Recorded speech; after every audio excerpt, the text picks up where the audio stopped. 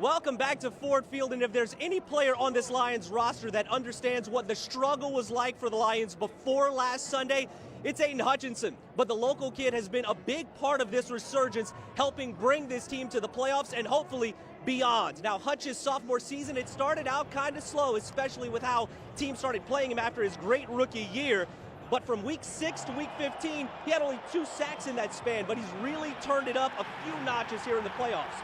All in all, the Lions defensive end has 11.5 sacks this year, but a majority of those have come in crunch time for this Lions defense. Here's what Hutch has done in the last 3 games. 7 sacks, getting 2 or more sacks in each of the last 3. During that span, he's also hit the QB 15 times while playing more than 85% of the snaps on defense. We caught up with him in the locker room earlier this week to ask if this is the most dominant he's ever felt playing in the NFL. Probably, I mean, statistically, I would say so, yeah. But, you know, I think still learning a ton. I'm still making adjustments every single week, and I think I just kind of figured out my own identity. Before the game, you were like, let's do this for Detroit, and Detroit showed up for you.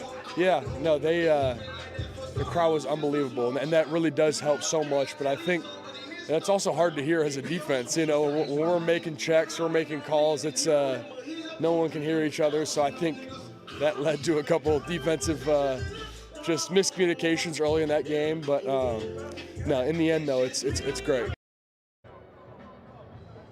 Now, defensive coordinator Aaron Glenn said earlier this week that he knew it was going to be a matter of time until Hutchinson started turning those pressures into sacks. And he said that's an emphasis every week. And now they go up against Baker Mayfield, a QB who's been sacked 7 times in the last 2 games. We'll see if the Lions defense can create some pressure this afternoon against that Bucs offense. Devin and Kimberly, let's toss it back to you guys. Sure hope so. All right, Hobie, you know, that's one of the things we don't think about very much. We want to make a lot of noise when the other team has the ball. We're causing problems for the defensive signals to be called too sometimes.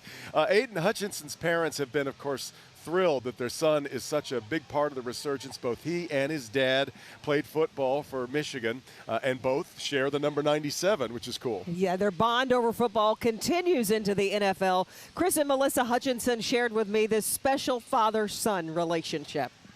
Certainly, he's still putting a lot of pressure on quarterbacks. I think everybody's enamored by the person that gets the sack, but he's got so many people on him sometimes that he's putting the pressure, but somebody else maybe is getting the sack. What do you think about that?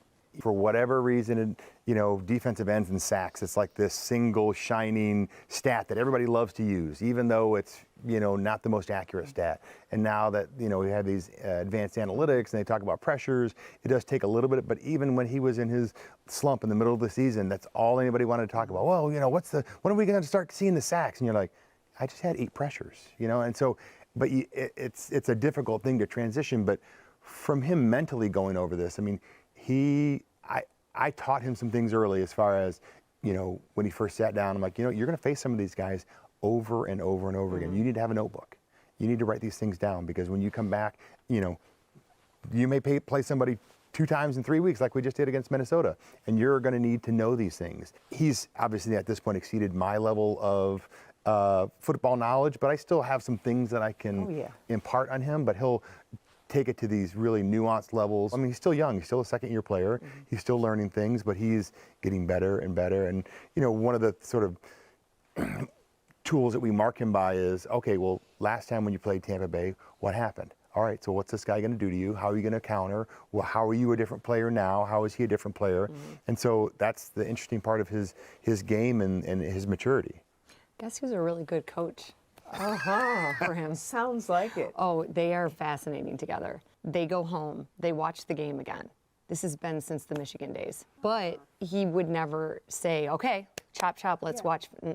He waits for him to come. To initiate Absolutely. That doesn't mean he doesn't get annoyed with me, because I'll be like, well, you're too high. You know, I can do this. You know, Chris Jones does this. And I'm like, okay, but you're still too high. But he'll say, okay. Yeah, but and he'll you say T.J. Watt. Yeah, but. And so then, we have these, you know, we have some dialogue back and forth. He'll come back a couple hours later. He's like, yeah, I could see that now. Do you guys have any pregame rituals that you do? Not necessarily pregame, but I'm allowed 1 text for Aiden since college at halftime. and I have to make it very short and sweet. It's usually X's and O's, what you're doing, but sometimes it's motivational things. And he's walks in the locker room, immediately picks up his phone, looks at it, doesn't respond, but he just sees what he he sees everything going on in the game. There's nothing he misses. Even people around him, they'll be like, I don't even know how he sees things. He'll be like, from far away, he'll be like, Aiden just shifted his foot over like 1 inch to the right. Because we talked about it. He knows this is a trick play. Or I'm like, wait, how do you know? My big binoculars, my eyeballs are like this big. I'm looking. I don't even. But he just sees things. He's like an eagle eye. Wow. They are just a beautiful family, so close-knit. Aiden and his family say they are blessed that he's playing in the NFL at home so they can stay close together, and it's their passion to give back to something that you might see even before this game. Listen. Aiden's favorite thing to do is to work individually with kids who are ill. So Mia and I were looking at his water bottle one day, and they always write, oh, there's Aiden in his water jug, and there's a picture of him walking in. We're like, why don't we write something on that? Let's put something on that. What about we put one of the kids that you met at the hospital? And he's like, oh, that's awesome, let's do it. So we started like the first one, that we put for Kansas City. And then we would write a little paragraph about them and get eyeballs onto their GoFundMe, So we thought, wow, let's do it again. Let's keep doing this the whole season. So that then developed into, we just started calling them the Heroes. And then we're like, oh, the Hutch Heroes.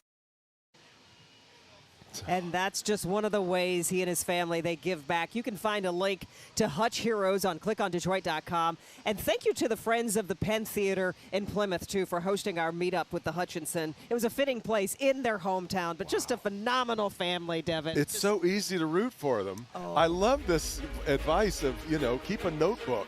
He's going to have this dossier against all these old players that he's played on. And these little nuances that he's just trying to get better at. And he's still a baby, He's got a long way to go, and we just hope he has a great game. And we appreciate them talking. And you and I've talked about this before. It's so rare to get to play for your hometown team. Some players, it happens, but everything has to fall just right. And that he's a Lion is just so great. Yeah.